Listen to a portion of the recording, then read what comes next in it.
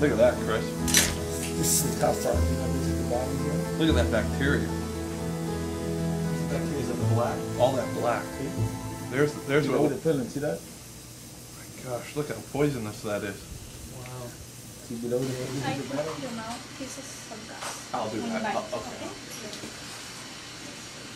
Okay. bite, I'm now 37 years old, and I've had these fillings since I was 13, and I've constantly been fighting with an immune system breakdown, and I've always had little growths growing in my lymph system, and most recently I've had this tumor on my breast, and I couldn't get it to go away, constantly fighting with bacteria growing there, specifically the Clostridium.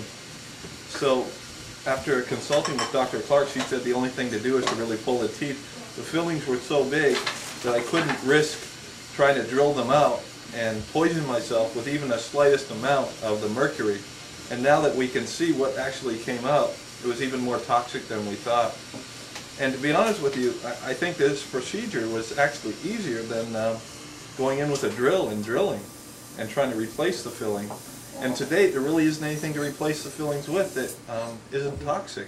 So for the sake of saving my life, I think this was a much better procedure.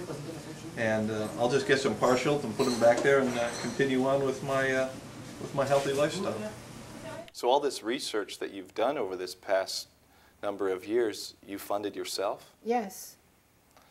And in doing so, how were you compensated? By the knowledge, I suppose. So you do this out of the goodness of your heart, not looking for compensation financially, but you have a true passion for finding the cure to all disease. Well, at least cancer and AIDS. Again, I can't cope with all the rest of it. Others will, now that we have a technology that can do it. But I thought that I should be focused on cancer and AIDS since there is so much suffering there.